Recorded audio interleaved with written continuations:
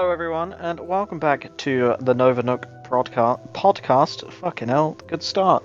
Welcome back to the Nook podcast. I'm your host, as ever, Peppermint, joined once more by the Obsidian Nook, who she shalt be known as from henceforth.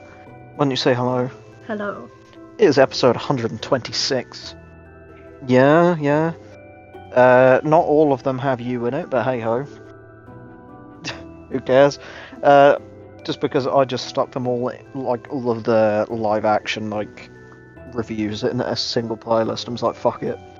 So that includes the TVs and movies. But anyway, it's episode 126, and we are covering Cabin in the Woods, a film that you went in completely blind, and correctly so, because this film, heads up now, if you haven't seen it, go watch it yourself, because there is stuff we need to discuss. This film is like 14 years old, so it's on Netflix, but I have the DVD. No, I was wrong. Yeah, it's older than I thought. But yeah, covering Cabin in the Woods, the movie that can make you completely rethink how the horror genre works, if you really think about it. But yeah, I told Amelia, my partner, to go in completely dark, didn't stop her asking fucking questions. I was kind of confused. I was kind of still am. Oh god, here we go. Here's another episode of asking loads of questions and me pointing it out and you go, well, don't shut up, you're half of this bloody show. Sometimes. I don't know, I'm just baffled how they created these things. If you watch the film, you know. They do say they are remnants from the old world when the ancient ones ruled the earth. If you were actually listening, there you go. That's a question answered that she could have figured out if she actually listened. I didn't listen.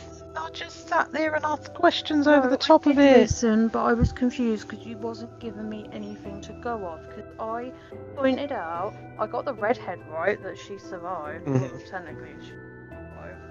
No one survived. Literally nothing. The whole world did not survive. But yeah, if you're not familiar, basically, it's a ritual to appease the ancient ones, which are old gods, to stop them coming back and destroying the world, which requires killing each of the horror movie stereotypes. It's like you got the nerd, you got the whore, the jock, the druggie, the fool, as they call them. Fun fact about green plants today. Weed. I don't know if you. We're past the 1 minute mark. We can say weed. Yeah, weed. That when he smoked it and then that cancelled everything out, so he could still think clearly. As clear as you can be when you smoke as much weed as he does. You thought, is his name Jacob from Detroit? I can't remember who. His name. It's not Connor and it's not the woman. It's the Revolution guy. Yeah, and Chris Hemsworth was in it as well. But then I was surprised when the weed guy survived, because I thought he got killed off, because they left that shot out where you just see blood. Again, the movie is full of stereotypes. The old cabin in the woods, the harbinger of doom or death or whatever, the weird kooky old guy. It's full of stereotypes, however, it does not embrace all of the stereotypes by doing them to a T. But yeah, as mentioned, they're horror movie stereotypes.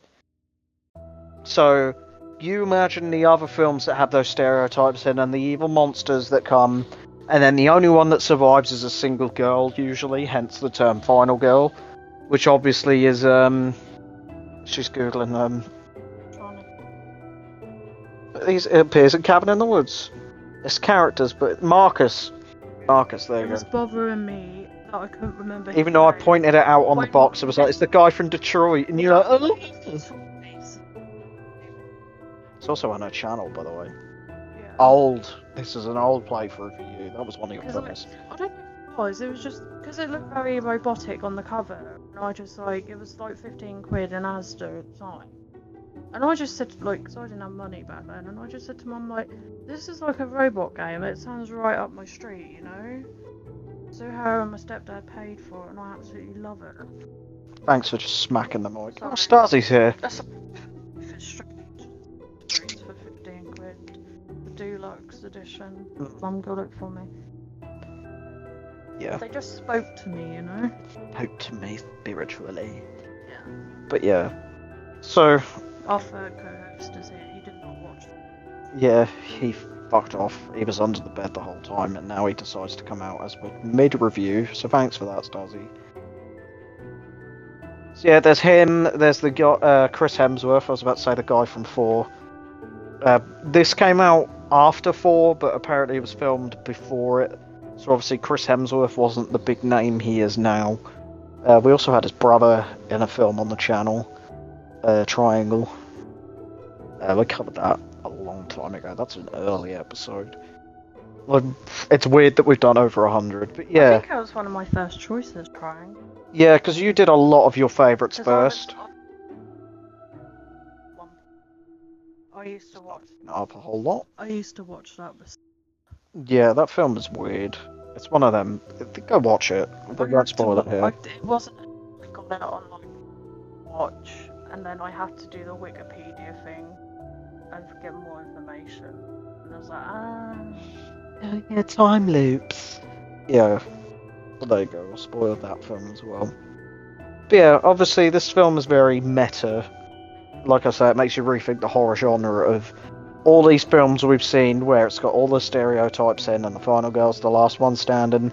Is it to appease the gods that rule beneath the earth, who are under the control of Sigourney Weaver, who herself is a final girl, technically, if you count her as a final girl in Aliens. One of the originals. Alien, I should say, because that's the first one.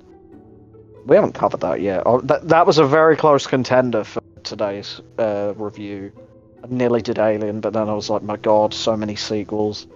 And we just did a sequel with Halloween 3. So I thought, fuck it, we need a standalone, we need a simple one. You were like, is it going to be gory? Because I just made tea. And it has its moments. It's blood. Like I said, it's bloody, but it's not gory. And it's very campy. Like, there's some good humour in there, there's some dark humour. Like, Bradley Whitford, his character being killed by the fucking merman that he's been desperate to see the whole time. And he's like, oh, come on. Yeah, it's quite dark. I'm glad that you just went in completely in the blind without really knowing. I mean, never again, because I'm sick of your fucking questions. You're like interrogating me to try and find out. As mentioned, and as we discussed before we started recording, this film has our highest ever kill count that will never be surpassed. I will not do the research because I cannot be asked, but the film ends with everybody in the entire world being killed by the ancient gods. Oh boy. The ending is the only part of this film I don't like. Because she should have just fucking killed Marty and been done with it. It's the trolley problem all over again of, do you sacrifice one person for everyone else, or everyone else for one person? But technically, sacrificing everyone else is literally everyone. It's just like, you should have just shot him, love. Or let the director do what she had to do until she got whacked in the back of the head by a little zombie girl. Yeah, and then the world ends and everyone dies. I mean... So what, 6 billion people, or however many as of 2011 when this film came out? I mean, there's a unicorn in the film, and I'm gonna look at a unicorn the same way again. The unicorn is one of the many, many monsters in this film. They kill a lot of people. Like, a lot. I remember hearing the behind the scenes where they're just like that's the shot of all the like camera screens. If you're wondering, I get all of my information from Dead Meat and his kill counts. The shot of all the cameras and everyone dying on them, literally in the script was there is chaos on every screen, and they just had to fucking make do and do what they want. So like, oh, everyone's fears. There's a giant spider, a giant snake. There's a clown. There's zombies. There's every monster you can think of. There's parodies of other monsters. Like in the elevators, the Shining Girls are there. You've got a knockoff Pinhead who's got like saw blades in his head. Gee willikers, a lot of people die in this fucking film. But not, like I was saying, it's bloody but not gory. Except for, well, unless you count the elevators opening and then like there's just bits and blood everywhere. But yeah, I like how pretty much every single part of this film is done practically and for the most part, unless they had to do it for like CGI. Like, I think the unicorn is genuinely just a horse with like a horn on its head. Oh, we didn't elaborate, but that impales a guy against a wall with its horn, which all that childhood innocence is gone. Yeah, unicorns will never be the same again. Thanks, movie. I forgot the unicorn was in it, to be fair. That was a nice little surprise. This beautiful creature turned into some nightmare. Sorry, the cat is getting lost in the pets right now. Right meow. Yeah, he's a good boy. But yeah, I like how everything's like practical. Except for the CGI blood in some bits, but like especially like the guy getting eaten by the merman, like all the blood coming out the blowhole in its back. It's just like geysers of it. That was all practical and gruesome, very fucking gruesome. And for like the first 2 acts, it's like okay, nothing's like the kills are okay, and then it's like you press the purge button, and then it's like oh my god, everything has gone to shit. Everyone is gonna fucking die. It's good stuff, and it diverted your expectations, I guess, is how you can put it. Yeah. Because you were like, oh yeah, I think they're gonna live, and then it was like, no, nobody does. Literally, the entire world is now dead. Because she's like, maybe someone else should have a go at, like, being on Earth, I guess. It's like, motherfucker, kill this twat, it's not too late. Oh dear. Yeah, but to be fair, when you've known someone, could you do it? Because I don't think I could. It would be for the sake of literally everyone in the world. Yeah, but it's easier said than done when you bring emotions to it. Plus,